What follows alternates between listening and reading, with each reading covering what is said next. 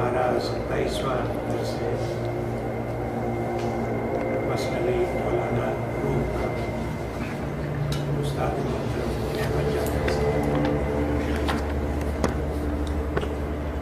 बहुत शुक्रिया। बिस्मिल्लाहिर्रहमानिर्रहीम।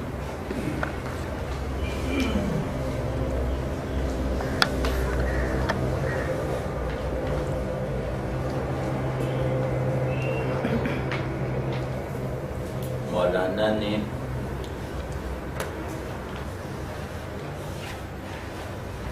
जो हिकायत शुरू कर रखी है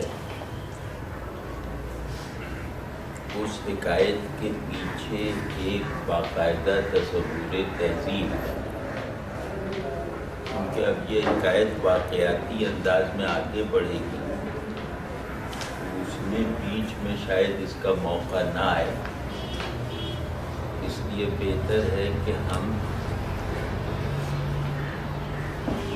किसी तहजीब के बनने और बिगड़ने के बारे में मौलाना जो थ्योरी बना रहे हैं उसका एक सरसरी सा तारुफ हासिल करें। तो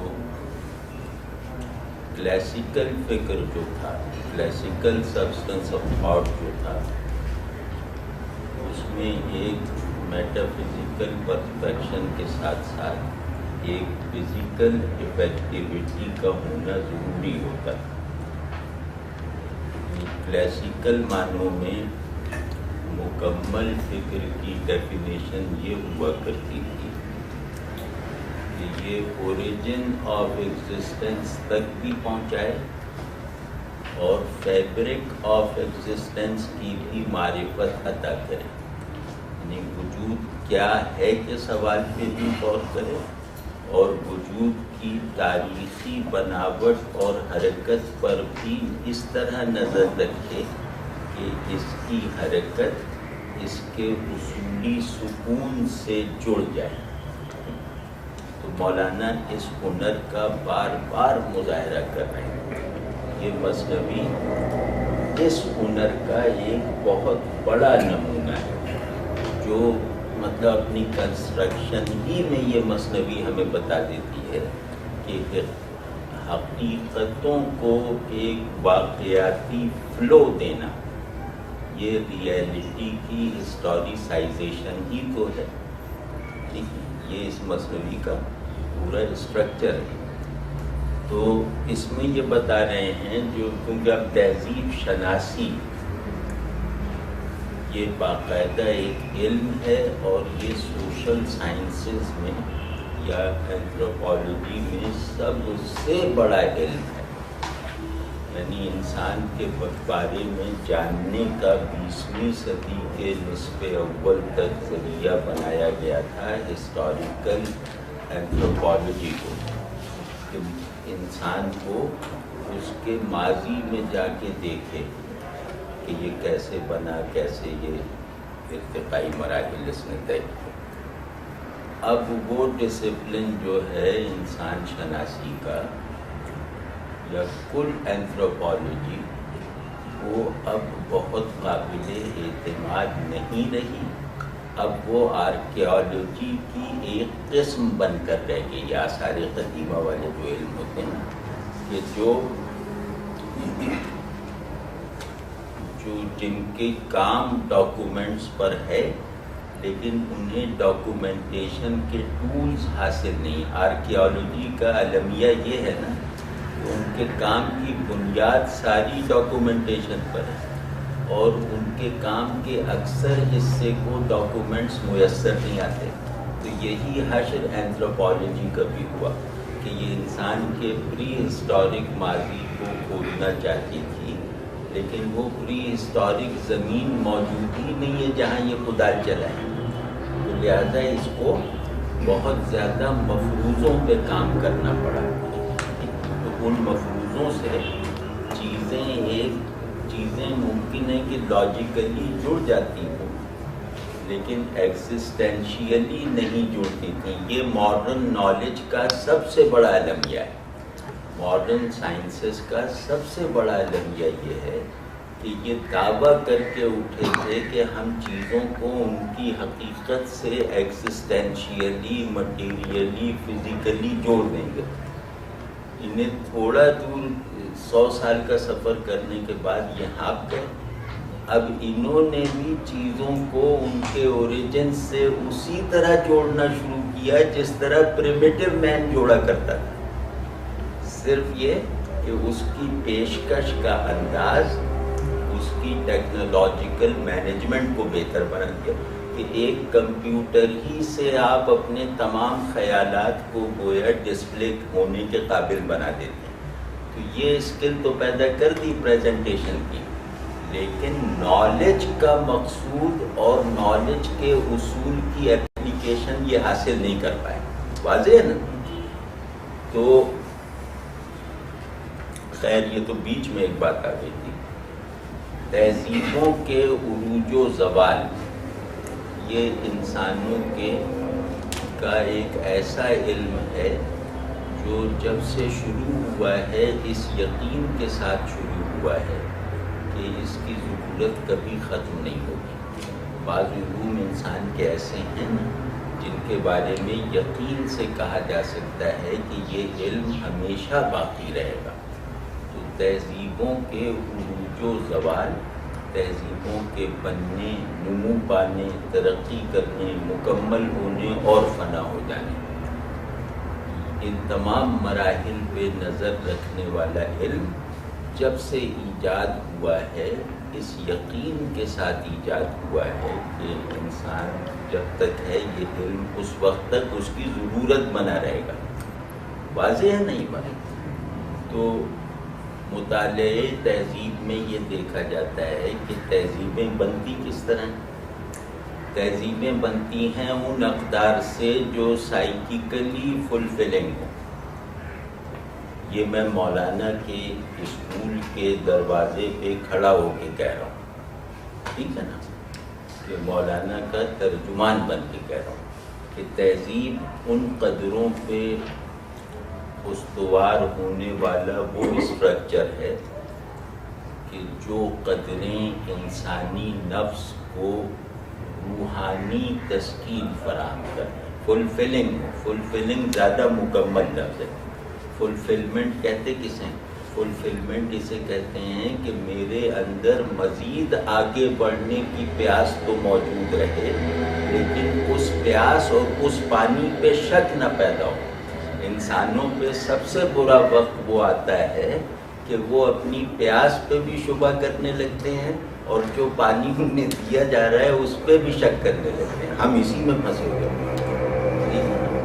تو فلفلمنٹ اس کو کہتے ہیں کہ پیاس بھی حقیقی، پانی بھی حقیقی. اب مجھے پانی پیتے چلے جانا ہے پانی کی کشش کی وجہ سے، پیاس کے ایک عارفانہ زور کی وجہ سے. واضح؟ تو اب مولانا کہتے ہیں کہ تمام تہذیبی اقدار جس پلرز، اقدار سمجھیں پلرز ہیں، یہ تہذیب کے اسٹرکچر کے بنیادی پلرز جس مٹی پر کھڑے ہوتے ہیں، جس مٹی پر گاڑے جاتے ہیں، وہ مٹی انفسی اور روحانی. دنیا اتنی ہی مکمل ہے جتنا میرا باطن مکمل ہے. دنیا اتنی ہی ناقص ہے جتنا میں اپنے اندر سے ناقص ہوں. واضح ہے نا؟ تو یہ ایک سائنس آف ریفلیکشن ہے. ان چیزوں کو سمجھنا گویا ریفلیکشن کے قانون کو سمجھنا ہے. میٹافزیکل ریلم کی ریفلیکشن میرے باطن میں ہے. میرا باطن اب ریفلیکٹر ہے خارجی دنیا میں. خارجی دنیا کی میرے لیے اس کے علاوہ کوئی معنویت نہیں ہے کہ میرے باطن میرے دل کی ریفلیکشن کرنے کے قابل بن جائے یہ دنیا.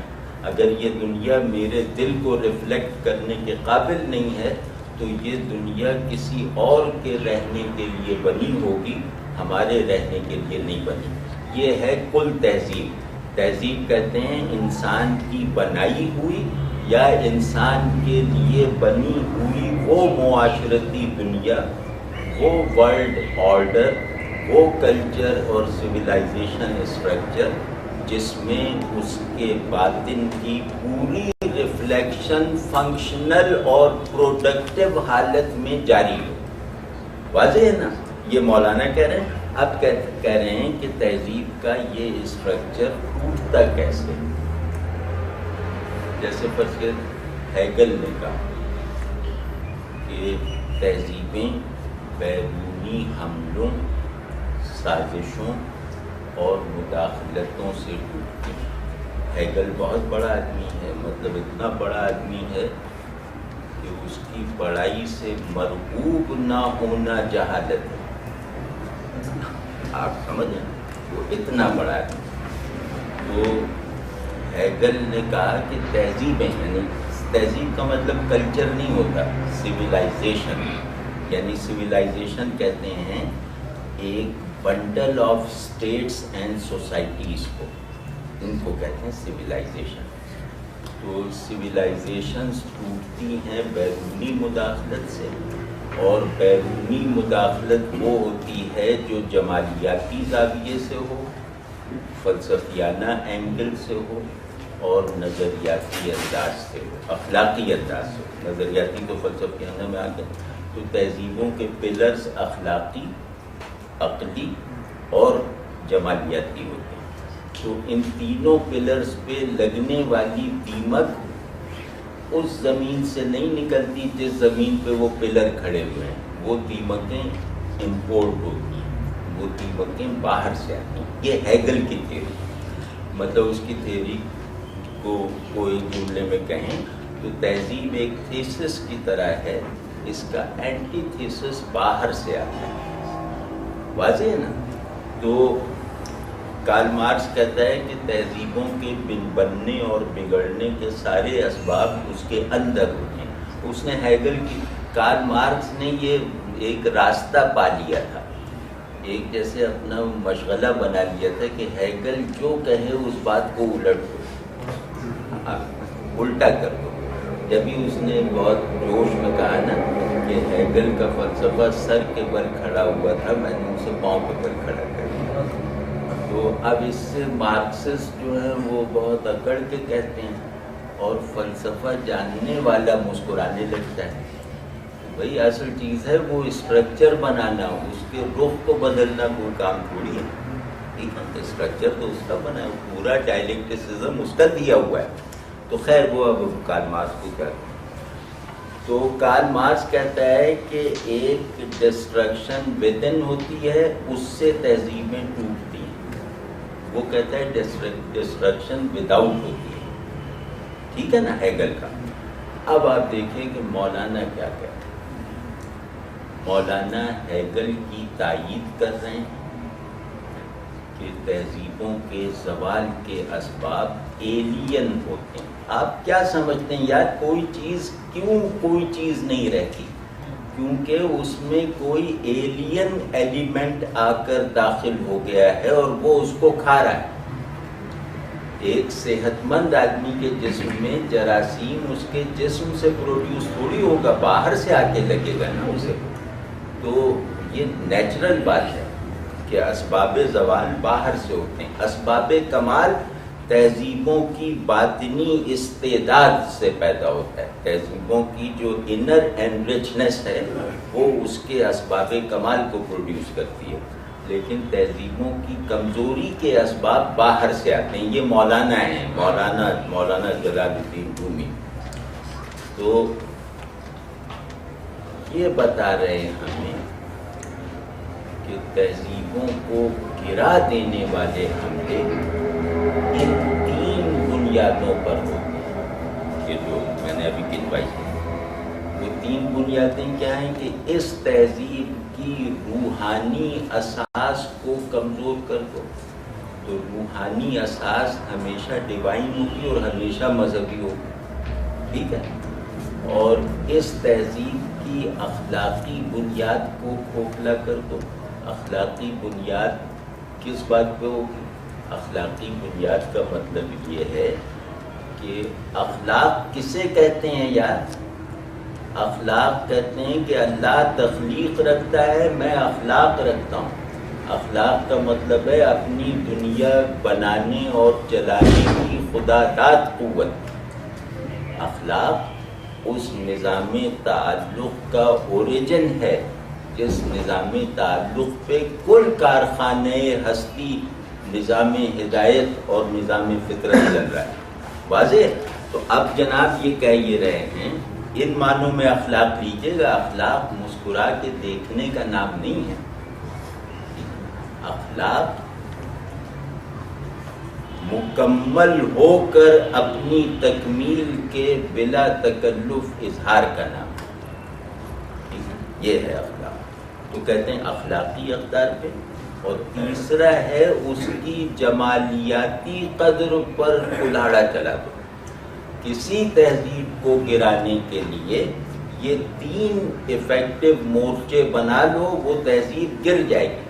وہ تہذیب ڈاکہ ڈالنے سے نہیں گرے گی، وہ تہذیب ان کا تیل نکال لینے اور ان کا سونا چرا لینے سے نہیں گرے گی، وہ تہذیب کسی کو اقتدار میں لے آنے اور کسی کو اقتدار سے نکال دینے سے نہیں گرے گی، کیونکہ تہذیبوں میں خود کو ریپیئر کرنے کا ایک خودکار نظام ہوتا ہے، وہ فوراً آ جاتا ہے وہ اس کو کرنے کے لیے۔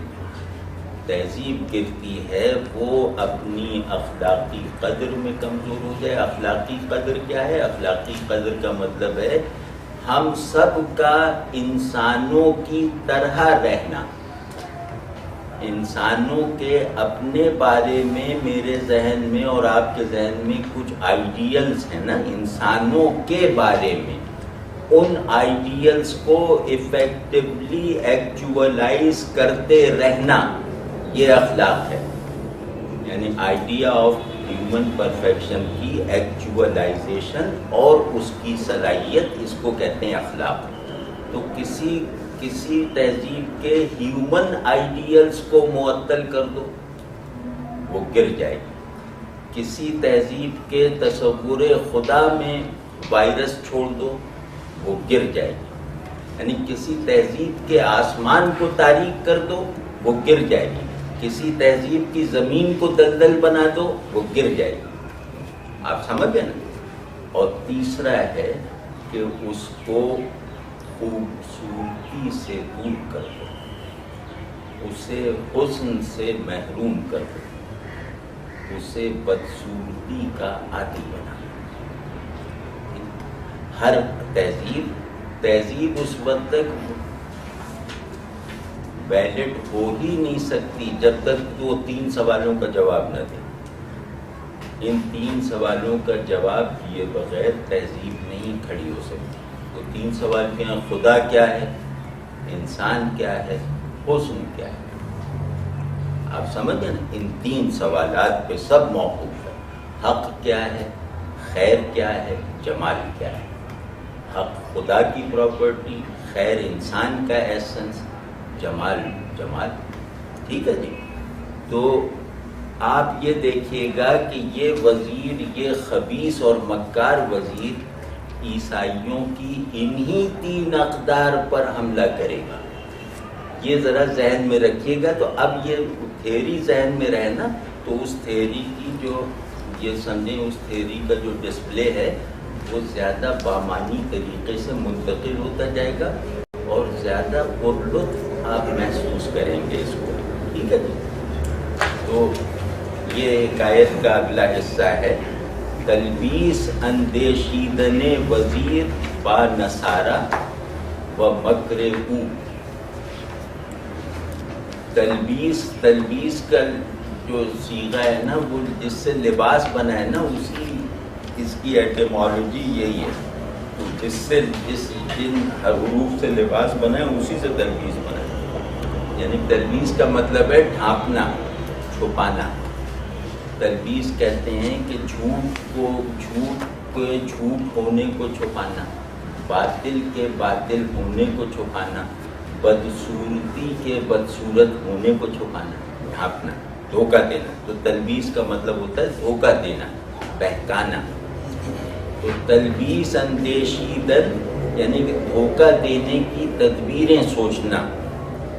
تو وزیر جو ہے، خیر وہ فرہنگ میں نے دیا ہوا اس میں دیکھ لیجیے گا. تو وزیر جو ہے اس نے اب نصارہ عیسائیوں کے درمیان پہنچ کر یہ سوچنا شروع کر دیا کہ ان کو میں کس طرح سے بہکاؤں. ٹھیک ہے نا، جو اس کا منصوبہ تھا اس پہ کس طرح عمل کیا جائے. اب دیکھیں، بس بگویم، اب یہ بادشاہ کو بتا رہا ہے، ابھی وہ پہنچا نہیں ہے نصارہ میں، بادشاہ کو اپنا منصوبہ بتا رہا ہے کہ میں یہ کروں گا. کہ بس بگویم من بصر نصرانیم، پھر میں ان سے کہوں گا، عیسائیوں میں پہنچوں گا جب زخمی حالت میں، پھر میں ان سے کہوں گا کہ میں پوشیدہ طریقے سے عیسائی ہوں، ظالم بادشاہ کے ڈر سے میں عیسائیت کا اظہار نہیں کر رہا، بس صرف پوشیدہ طور پر.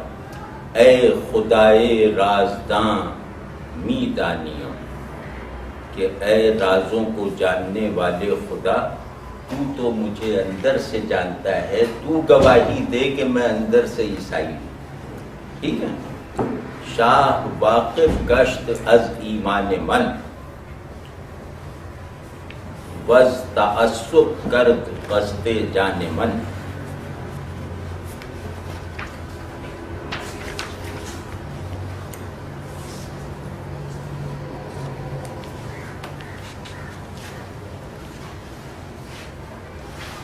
تو میں وہاں یہ سب روؤں گا نا کہ میں پوشیدہ طور پہ عیسائی تھا، لیکن پتہ نہیں کس طریقے سے بادشاہ کو پتہ چل گیا کہ یہ عیسائی ہے. تو اس نے جو ہے عیسائیوں کے خلاف جو اس کے دل میں نفرت اور تعصب ہے اور عیسائیوں کو تباہ کرنے کا جو اس کا قصد ہے، اس کی وجہ سے وہ پھر میری جان کا دشمن ہو گیا. جب اسے معلوم ہوا کہ میں عیسائی ہوں تو وہ میری جان کا دشمن ہو گیا. خواستم تا دیز شہ پنہا کنم، ذرا سکون مل گیا ہے نا تو سکون خاموشی سے محسوس ہونے لگتا ہے، ورنہ محسوس نہیں ہوتا.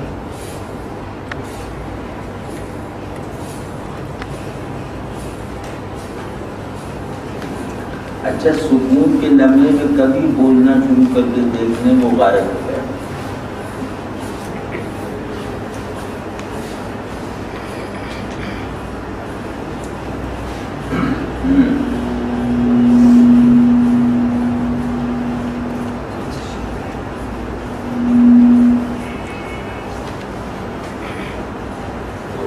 خواستم تا دیز شہ پنہا کنم، میں نے بہت چاہا کہ میرا دین جو ہے وہ بادشاہ سے چھپا رہے، میرا عیسائی ہونا بادشاہ کے علم میں نہ آئے.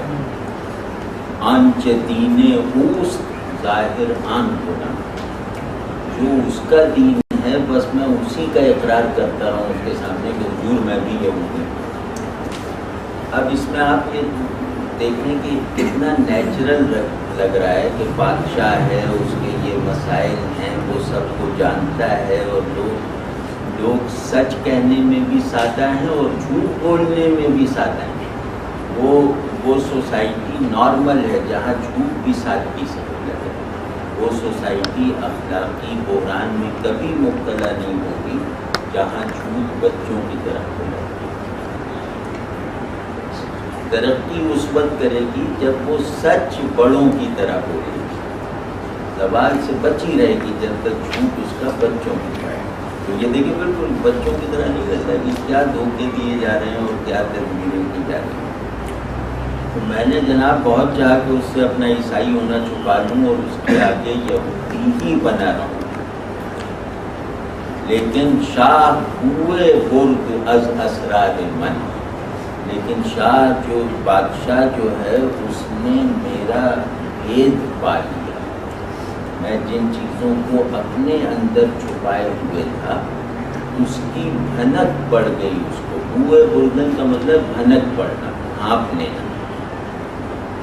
تو اس نے بھانپ لیا کہ میں وہ نہیں ہوں جو خود کو ظاہر کرتا.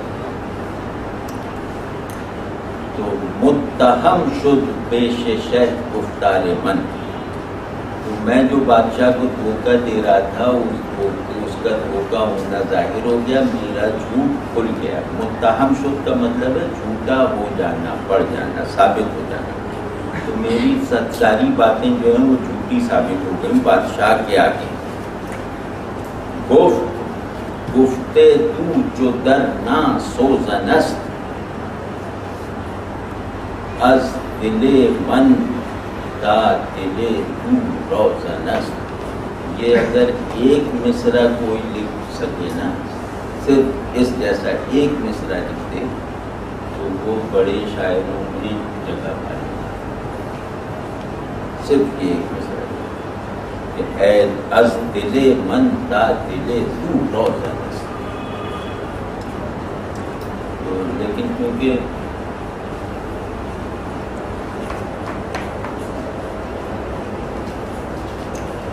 بس جس کا دل ہو نہ واقعی وہ سمجھ سکتا ہے، از دل من تا دل تو روزنست۔ یہ دل نہیں جو کبھی نوکری کے لیے چاہ رہا ہے، کبھی وزیر بننا چاہ رہا ہے، یہ دل نہیں۔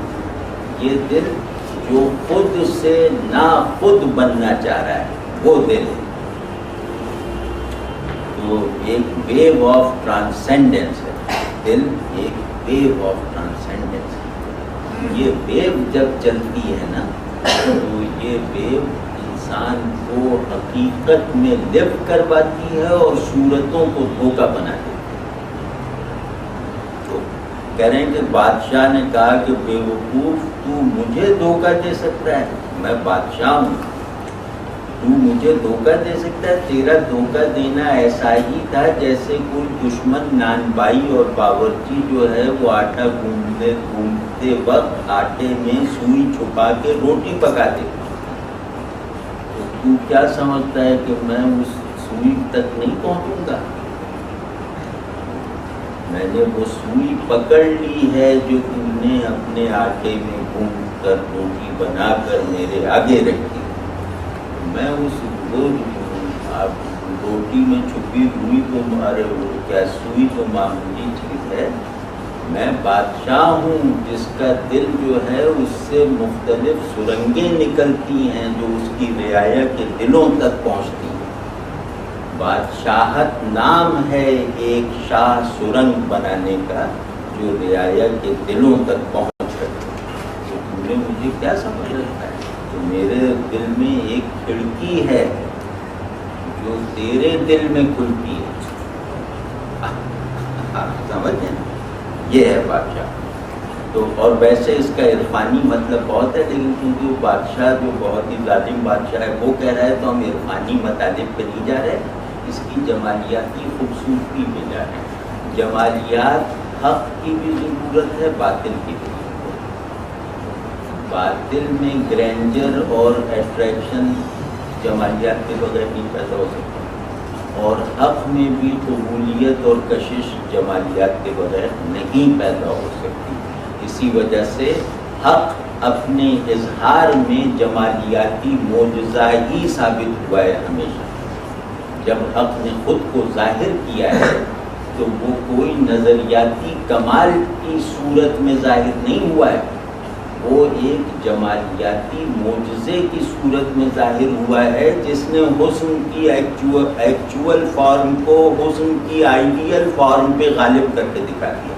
جتنا حسن تم سوچ نہیں سکتے وہ اس نے ظاہر کر دیا، جتنا حسن تم جھیل نہیں سکتے تمہیں اس کے قابل بنا دیا۔ ٹھیک ہے؟ تو من ازاں روزن بدیدم حال تو، میں اس کھڑکی سے تیرا حال دیکھتا تھا۔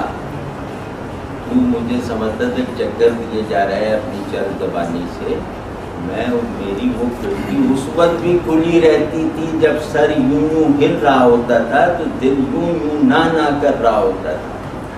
تو میرے دھوکے کو نہیں پکڑ سکا، مجھے دھوکہ کیا دے گا؟ تو میں جو ہوں میں اس روزن سے تیرا حال یعنی تیرے باطن میں جھانکتا تھا۔ حال دیدم کہ نیوشم خالق، میں جب تیرا حال دیکھ لیتا ہوں تو تیری قال پہ تھوڑی چلوں گا میں. مطلب جب میں نے تیرے دل میں جھانک لیا تو تیری زبان اگر اس سے مختلف بات کر رہی ہے تو میں زبان کی تھوڑی سنوں گا, میں دل کو دیکھوں گا. تو میں نے تیرے دل کو دیکھتا رہا اور تیری زبان کو ان سنا کرتا رہا. اب یہ دیکھیے کلام بادشاہوں کی طرح ہے. بادشاہوں کا کلام کیا ہوتا ہے؟ یہ علم بیان کا مسئلہ ہے. بادشاہوں کا کلام ججمنٹل ہوتا ہے. ججمنٹل ہونا کسی کہتے ہیں؟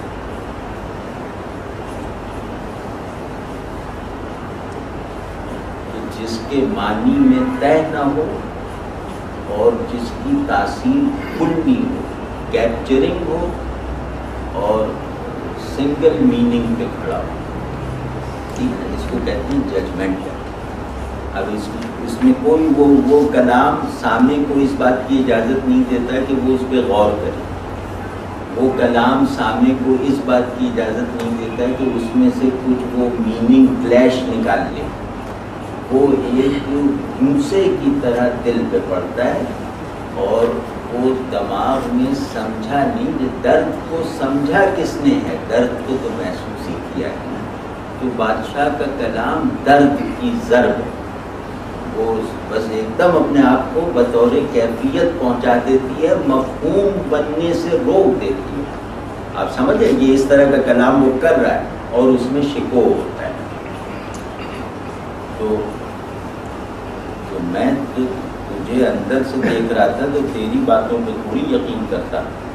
گر نہ بودے جانے عیسیٰ چارہ ام. اب وزیر بول رہا ہے, یہاں سے وزیر بول رہا ہے. گر نہ بودے جانے عیسیٰ چارہ ام او جہو دانا بے کردے پارام. کہ اگر عیسیٰ علیہ السلام کی روح میری مدد کو نہ پہنچتی, اگر عیسیٰ علیہ السلام کی روح میرا سہارا نہ بنتی تو وہ ظالم یہودیوں کی طرح میرے ٹکڑے کر دیتا. وہ یہودی بادشاہ ظالم یہودیوں کی روایت کے عین مطابق میرے ٹکڑے ٹکڑے کر دیتا. لیکن یہ عیسیٰ علیہ السلام کا فیض تھا کہ میں ان کی وجہ سے بچ گیا, یعنی انہوں نے مجھے بچا لیا, خدا بندے مسیح نے مجھے بچا لیا. اب آپ دیکھیے کہ اس میں ایک لفظی حسن ہے. جانے عیسیٰ, جانے عیسیٰ آپ اس مثنوی کے علاوہ شاید ہی کہیں دکھا سکتے ہیں.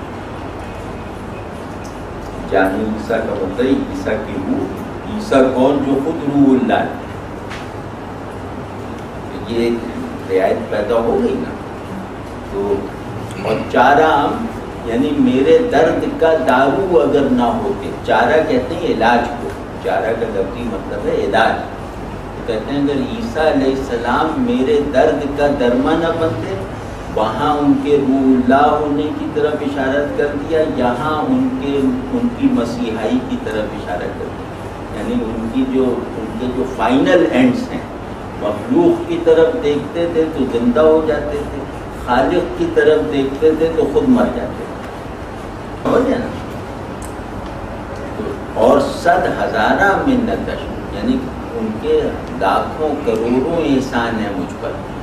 تو ایک بار جان دینے سے ایک احسان ان کروڑوں میں سے شاید برابر ہو جائے.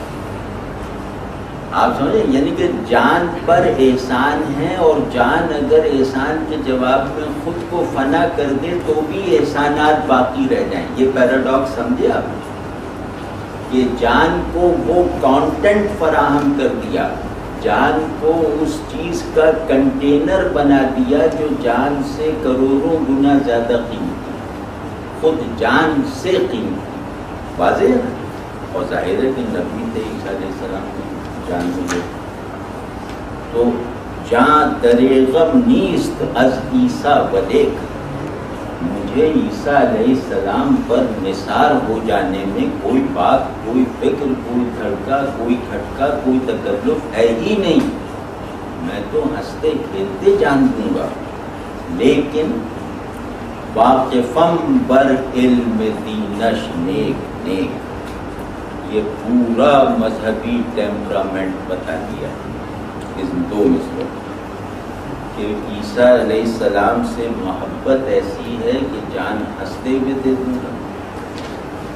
عیسیٰ علیہ السلام کی اطاعت ایسی ہے کہ اس ہنستے ہوئے جان دینے کے جذبے پر قابو رکھوں گا. مطلب جان ہنستے ہوئے دے سکتا ہوں لیکن ان کی اطاعت میں اس کو بچانے کی کوشش کروں گا. آپ سمجھ رہے ہیں نا؟ تو کہہ رہے ہیں کہ دیکھو مجھ جیسا مطیع اور فرما بردار کوئی ہو سکتا ہے کہ میں اپنی جان بچا رہا ہوں اپنے نفس پر ناگواری کا بوجھ لاتے. میں وہ عاشق ہوں جس کو ایک ناگواری اور امتحان سے گزرنا پڑ رہا ہے محبوب کے حکم پر کہ میری کشش پر میری فرمائش کو غالب رکھو. تو میں تو سب سے بڑا ایثار اللہ کے آگے یہی عرض کروں گا نا کہ یا اللہ جان نہیں دی آپ کے لیے، بس اسی کو میرا وسیلہ نجات بنا دی. کتنا جبر کیا ہوگا کہ جان نہیں دی.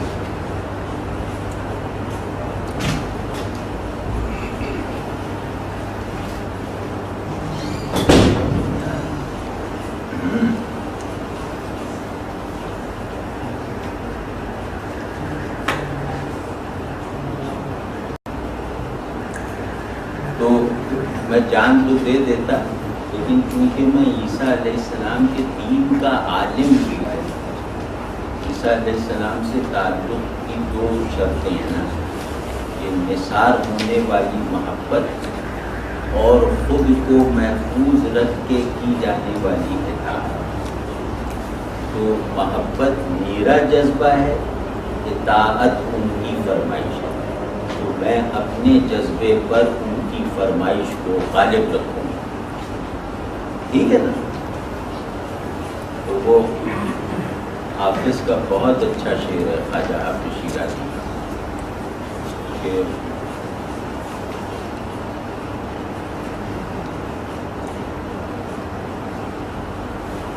میلے من سوئے وصالو قصد او سوئے فراق در کے کام خود گرفتم تا برایت کام دوست. میں تو وصال چاہتا ہوں، اس کا حکم ہے کہ دور رہو. تو میں نے اپنی خواہش کو ترک کر دیا تاکہ دوست کو پا لوں. تو ہمارا دوست وصال میں لوز ہوتا ہے، فراق میں ہاتھ آتا ہے.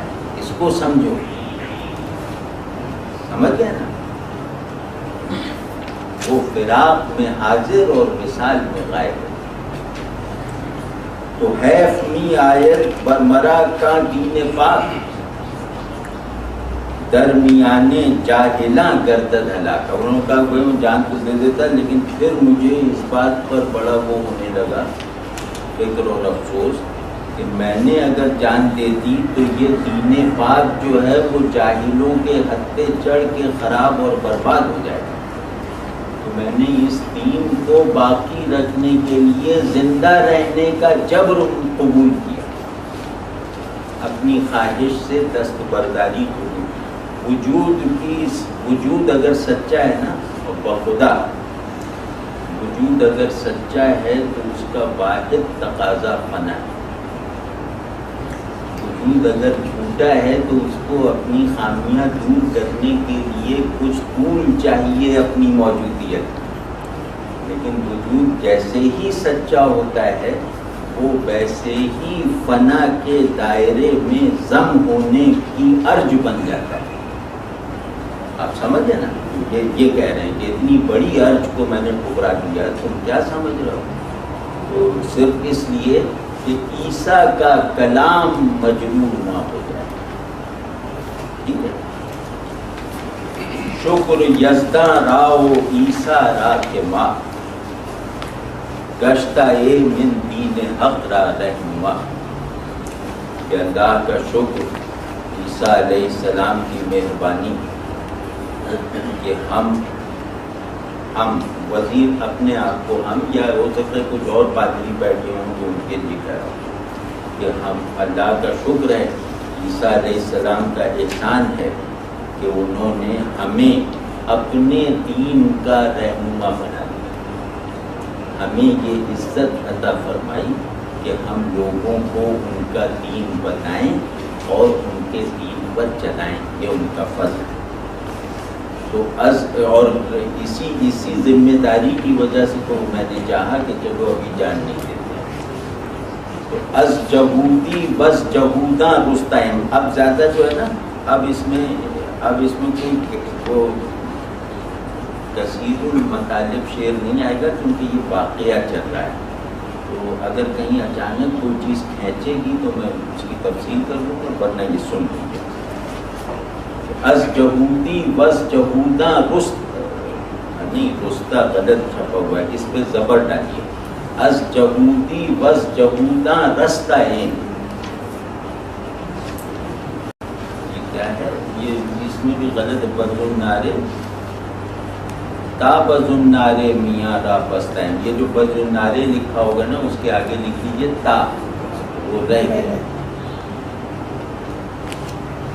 ٹھیک ہے نا؟ ہاں تا۔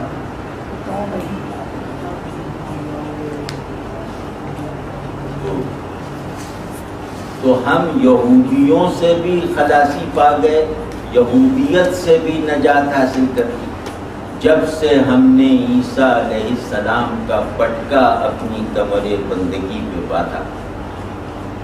تو عیسیٰ علیہ السلام کا پٹکا ہم نے اپنی کمر بندگی میں باندھ کے یہودیت سے بھی نجات حاصل کر لی اور یہودیوں سے بھی خلاصی پا لی۔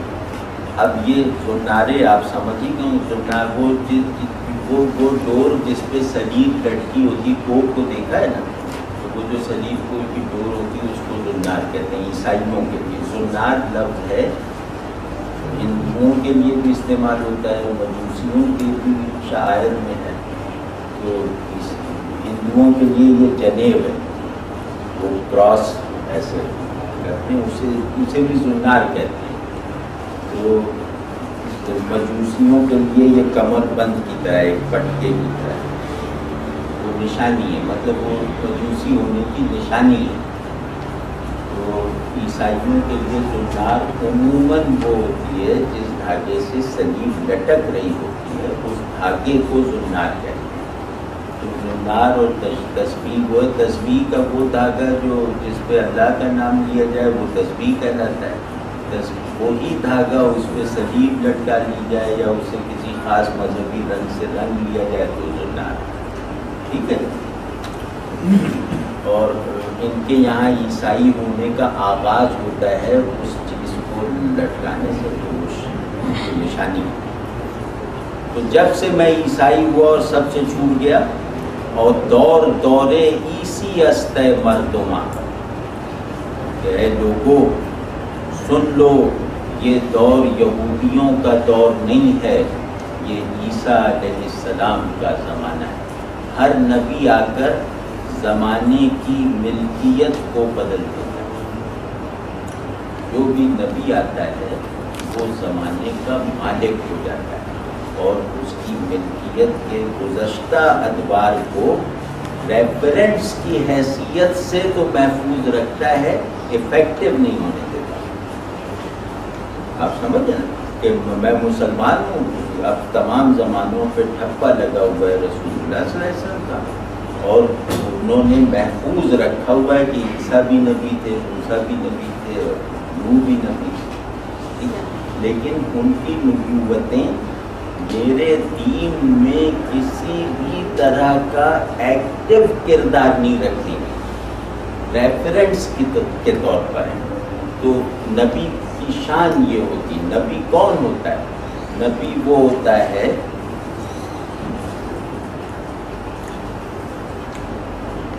جو مائکرو کازم کو پرسنلائز کرتے، جو پوری ٹیمپوریلٹی کو ہیومنائز کرتے۔ آپ سمجھے اس جملے کو سمجھ گئے؟ ٹیمپوریلٹی کو ہیومنائز کرنا یار،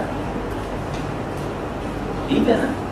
تو یعنی زمانہ ایک گھر کی طرح ہے، یہ زمان و مکان ایک اجرا ہے، ہر نبی آ کر اپنی نیم پلیٹ لگاتا ہے، اور جو زمانے کا دروازہ اتنا کمزور ہو کہ وہ نبی کی نیم پلیٹ کا بوجھ برداشت نہ کر سکے، اس کو فنا ہونا ہی ہونا ہے۔ اس میں دونوں رعایت ہیں کہ اب زمانے کا مالک آ چکا ہے، اور اب یہ کہ اگر اس زمانے نے اس مالک کو قبول کرنے میں کوئی سستی اور کوتاہی دکھائی تو یہ زمانہ فنا ہو جائے گا۔ اور یہ بات یہ ایسے کوئی تاثراتی بات نہیں ہے، یہ خدائی بات ہے۔ تو وہ کہہ رہے ہیں کہ خبردار، یہ عیسیٰ علیہ السلام کا دور ہے، سن رکھو، اے دوستو خوش ہو کر سنو، اے دشمنوں ڈر کے سنو۔ آپ سمجھ یا نہیں بات؟ تو بشنوید اسرار کیش او بجان، کہ ان کے دین کے حقائق اور پوشیدہ معانی، ان کے دین کی آپ کیا کہتے ہیں اس کو؟ ارے یار وہ بڑا مشہور فلم ہے، ان کے دین کا ایسوٹیرزم، وہ میں بتاؤں گا، تم سنو۔ ایسوٹیرزم سمجھے نا؟ ایسوٹیرزم کہتے ہیں باطنی حقائق کو جنہوں نے فارم حاصل نہ کی ہو، جو فارم نہ رکھتے ہوں۔ تو میں تمہیں اب وہ حقائق بتاؤں گا جن کا ظہور ہوا ہی نہیں ہے، ٹھیک ہے نا؟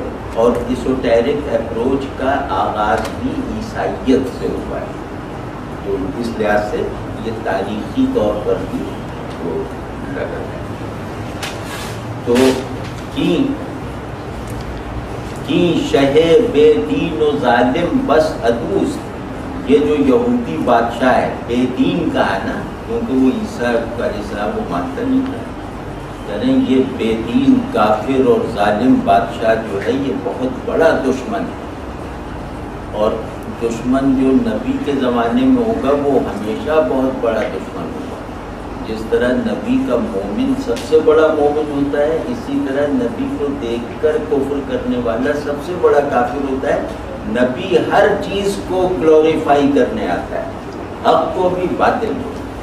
نبی بڑائی کو بھی، اس کا برائی کو بھی، اس کی برائی کے مجسمے کو بھی آخری حد تک مکمل کر دیتا ہے۔ آپ سمجھ؟ نبی سے منسوب ہو کر نفی میں یا اس بات میں نبی سے نسبت پیدا کرتے ہی چیزیں بڑی ہو جاتی ہیں۔ آپ سمجھ ہیں؟ تو می نہ داند ہیج دشمن راز دوست، تو یہ بے وقوف بادشاہ جو ظالم ہوگا اور بے دین ہوگا وہ یقیناً بے وقوف ہوگا۔ اب آپ ترتیب دیکھ رہے ہیں، یہ عارفوں کا کلام ہے، یہ کلینک کرنے والے نفسیات دانوں کا کلام نہیں ہے۔ کیسے ایک دم سوئنگ دیکھیے کہ یہ بے دین اور ظالم اسی وجہ سے ہے کہ بے دین ہے اور ظالم ہے تو لازماً بے وقوف ہوگا۔ بے وقوفی کے بغیر آدمی نہ بے دین ہو سکتا ہے نہ ظالم ہو سکتا ہے۔ تو ایک دم اس کے اصل سبب پہ آ کر کے یہ بے وقوف جو ہے یہ دشمن اور دوست کا فرق ہی روا نہیں رکھتا، اسے دشمن اور دوست کا فرق معلوم ہی نہیں ہے۔ یہ جن کو دوست بنا رہا ہے وہ در حقیقت اس کے دشمن ہیں کہ دنیا میں اس کی بادشاہت کا جھنڈا لہرانے میں مدد دے رہے ہیں، اور آخرت میں جہنم کی راکھ پر گھسیٹنے والے کتے بنیں گے اس کی ریڑھی کے یہی لوگ۔ آپ سمجھ رہے ہیں؟ یہ دشمن ہے۔ تو لیک می نہ داند ہے دشمن راز دوست، ان نسق می گفت با نصرانیاں، اسی طرح کی اسی انداز کی باتیں جو ہے وہ کرتا رہا عیسائیوں سے۔ لیک بودش دل بسوے شہ کشاں، عیسائیوں کو تو یہ سب تقریریں سناتا رہا، بادشاہ کی اتنی برائیاں کرتا رہا، لیکن زبان سے اظہار نفرت کرتے ہوئے بھی اس کا دل کھوئے ہوئے بچے کی طرح جو ہے وہ بادشاہ کی طرف متوجہ، اس کا دل بادشاہ سے جڑا ہوا تھا، زبان بادشاہ سے کٹی ہوئی تھی، ٹھیک ہے؟ تو گفت الشہرا، وزیر نے کہا بادشاہ سے، گفت شہرا کہ شہنشاہ صبر کن. اس نے بادشاہ سے کہا کہ اے شہنشاہ معظم ذرا صبر فرمائیں. تا منیشا را کنم از بے خبن. بس آپ صبر کریں اور دیکھتے جائیں کہ میں کس طرح ان کو جڑ بنیاد سے اکھاڑ کے پھینکوں گا. بس آپ مجھے ذرا سا وقت دیں. کیونکہ بادشاہت اپنے مزاج میں بے صبری ہے. قوت انتظار نہیں کرتی. حاکم کو منتظر رہنا آتا ہی نہیں. آپ سمجھیں اس کو یہ ڈر کے کہہ رہا ہے کہ انتظار کریں. آپ سمجھیں کہ آپ ذرا انتظار کریں. حاکم وہ ہوتا ہے جو کہتا ہے کہ کاز اینڈ ایفیکٹ کو جڑواں بہنوں کی طرح ہونا چاہیے.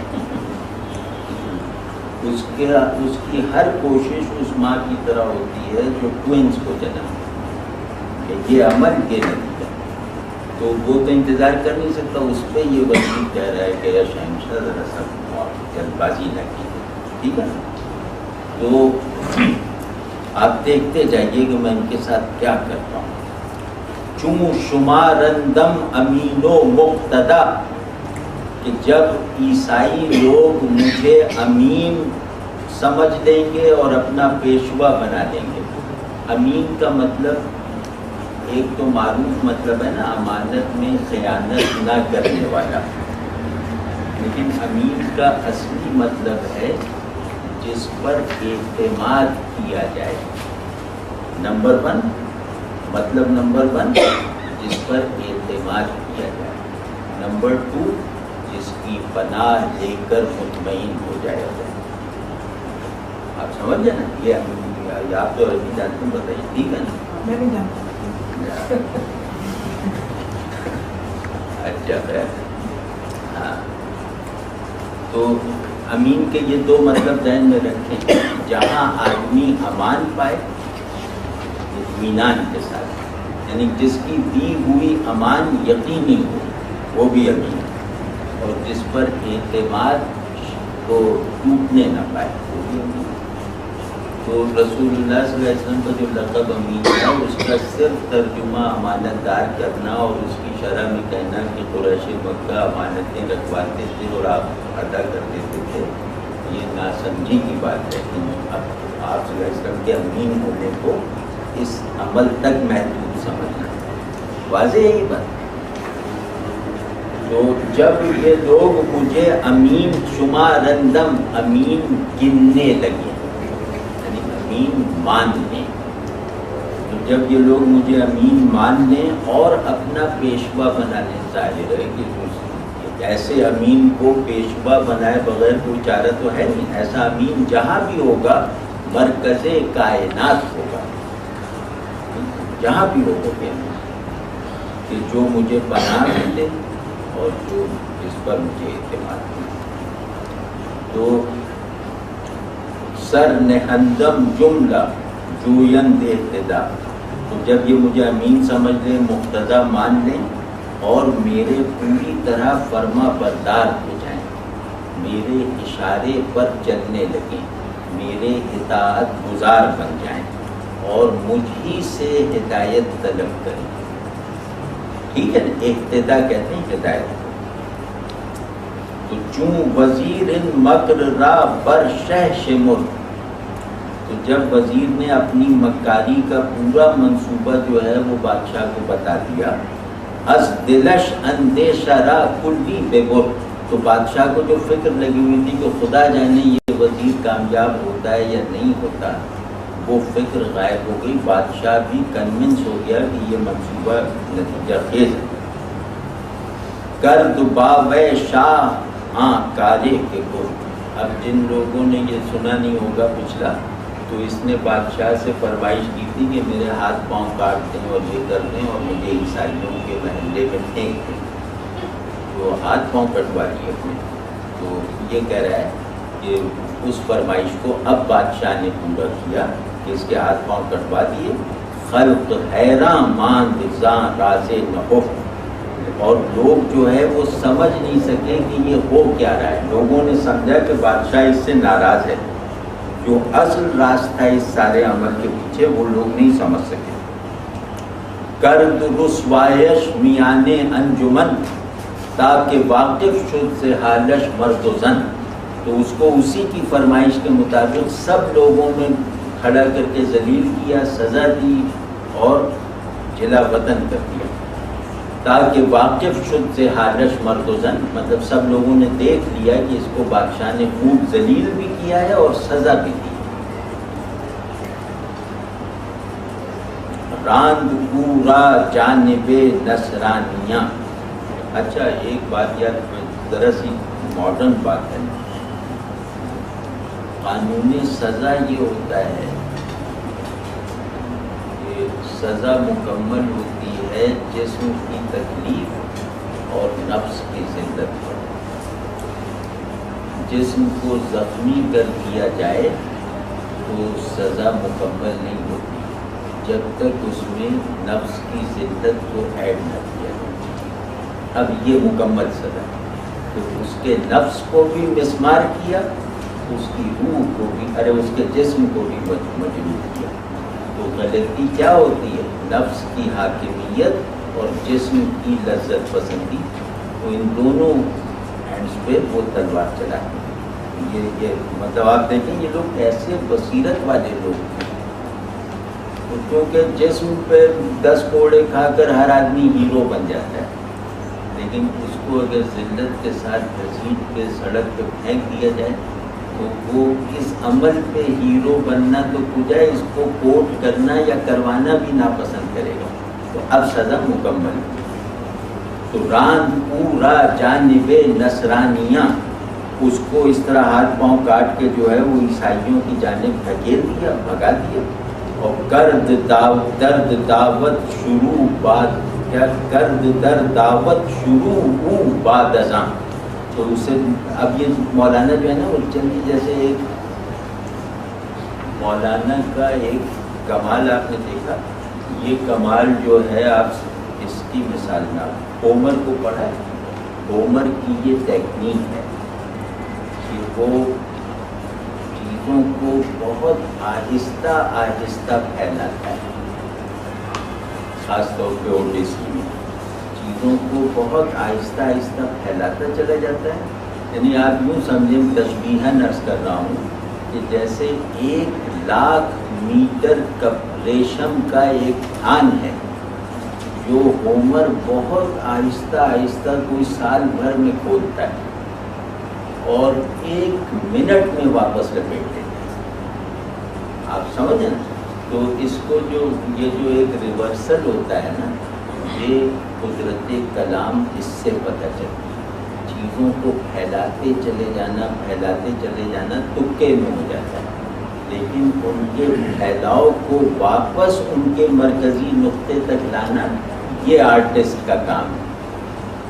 آرٹسٹ وہ نہیں ہے جو دائرہ بناتا ہے، آرٹسٹ وہ ہے جو اس دائرے کو سینٹرلائز کرتا ہے.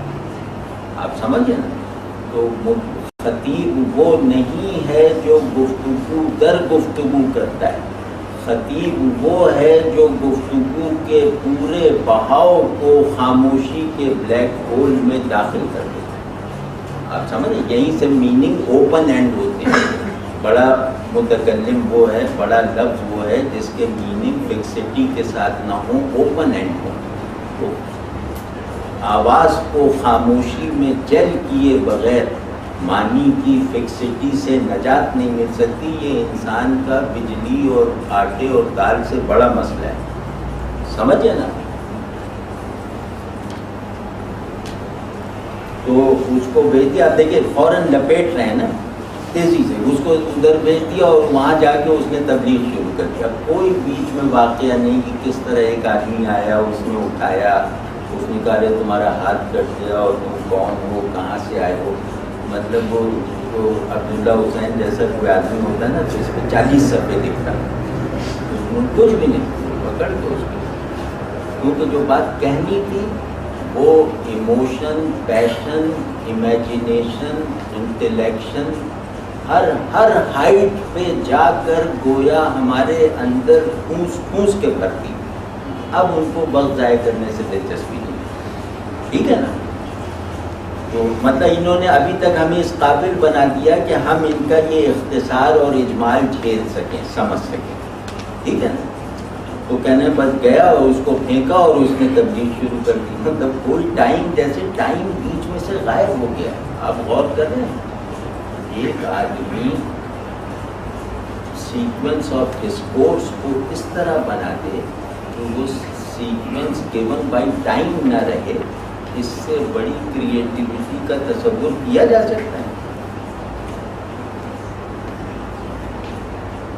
تو چون چنا دیدند در سایاش زار، جب عیسائیوں نے اس کو اتنے برے حال میں دیکھا، می شدن گندر غمے ہوں اشبار، تو وہ اس کو دیکھ کے رونے لگے، اس کی تکلیف دیکھ کے رونے لگے۔ اور اس میں بھی دیکھیں، یہودیوں میں بھی نرم دل اور شفیق لوگ ہوتے ہیں۔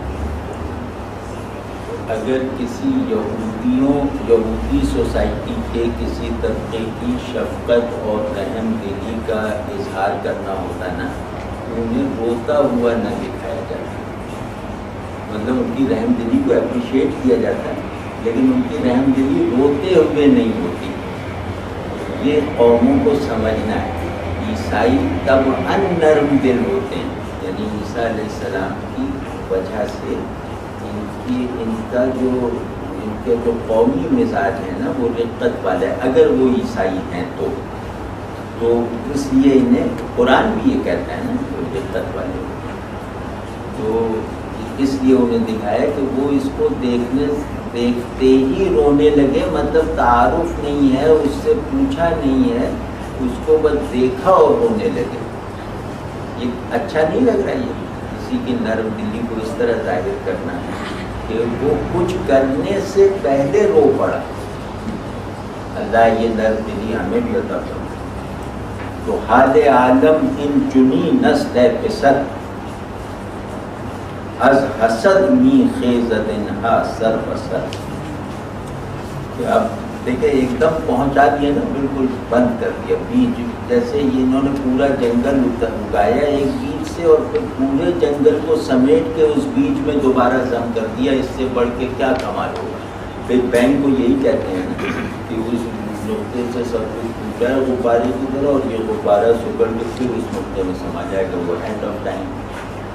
تو بگ بینگ وغیرہ تو اب کل کے بچے ہیں، ان کی ٹیکنیک دیکھیے، یہ ٹیکنیک اسی طرح کی نہیں، یعنی کہ جو کریشن اور ڈسٹرکشن، جو سیلفنس اور سیلف لیسنس کی جو وجودی طاقت کائنات سے سائنسی تخیل کی انتہا نے منسوخ کی ہے، وہی تخیل کی قوت، وہی ہائٹ آف امیجنیشن پہ کھڑا ہو کے وہ آدمی اس کو ٹیکنیک بنا رہا ہے۔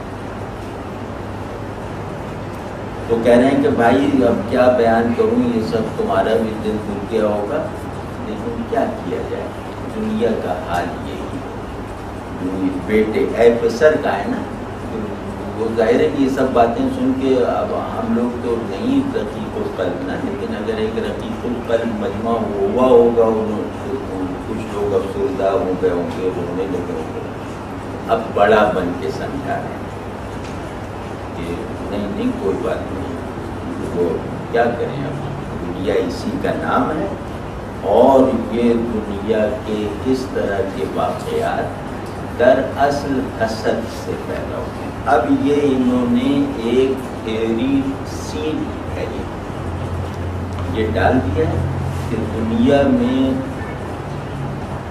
لارجر اسکیل پر، سویلائزیشن کے اسکیل پر پیدا ہونے والا اکھاڑ پچھاڑ انسان کے حسد سے شروع ہوتا ہے اور اس کی فنا کو ختم۔